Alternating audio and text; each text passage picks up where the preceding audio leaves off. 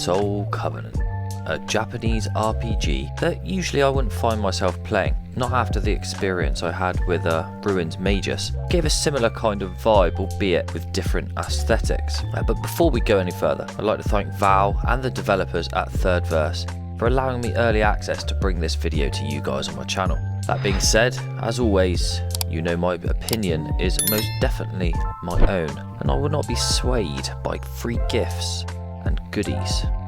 So Soul Covenant.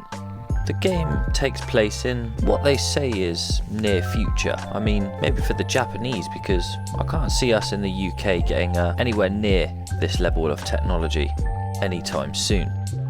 But sure, a not too distant future where humanity is battling against machines. Machines with what I can only describe as the face of the sun in the Teletubbies, which, well, I'm not too sure about. The basics of it is we go through the story of life through the death of others and fight battles that they fought firsthand, all whilst trying to defeat the evil AI Adam and his living weapons Deus Ex Machina. So yeah, Soul Covenant, another Japanese RPG. The introduction to this game and the initial interactions got me pretty immersed. I was absorbed into this straight away, from starting in the cloning tank to then being sucked into our home lobby area, humanity's last stronghold, Tokyo Arc.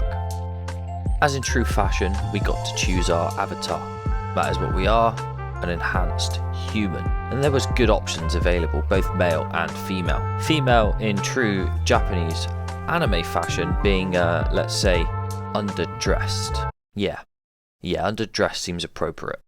Now this home environment is really where we spend the majority of our time, going through the memories of our fallen comrades and fighting the battles they fought. This is where we get our combat experience, which we get by reliving the deaths of our other enhanced humans, and where we then get our legendary weapons or scapegoats, which is made from the bones of our fallen comrades. Oh my. Oh my god. Insane. Each time we relive their deaths from their memories, we can upgrade our scapegoat or get a new one as we progress through the different fallen avatars. In my time playing this, I found that the graphics to be very clear and high-end, with textures also looking pretty slick for a standalone version of this. There was no lag, delay or bugs in my experience playing, which is an absolute must when playing a hack and slash game like this. The visuals and music were probably my two favourite standouts from this, and the designs of the robots and avatars was as well. The levelling system was intuitive, and wielding the scapegoat weapons was awesome. They had that anime sense of size where you always carry a weapon that's almost 3 times the size of you, and well, I like that. The finishing move was like something straight out of Dragon Ball, like a spirit sucking Kamehameha, and that pleases me.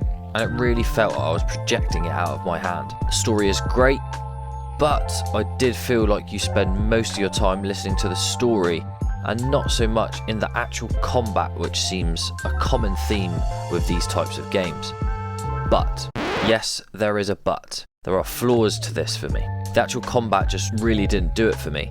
It was kind of like a mindless waving of the controllers with no real purpose.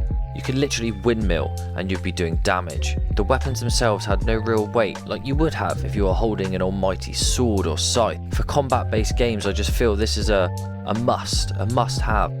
Especially when you're filling the game with a lot of story, the combat needs to be finessed, it needs to be good. It felt a bit repetitive, like, yeah, the bosses were different and I can get different weapons, but it's kill the machines within a time frame, hack and slash away. Now I might be over criticising this here, and you might be thinking, damn Reality, you seem to be going pretty hard on this, but let me explain. When you're paying £35 or around $50 for a game, well, it needs to be special. It needs to have things right, and the main part of the game, the combat, just did not tick the boxes.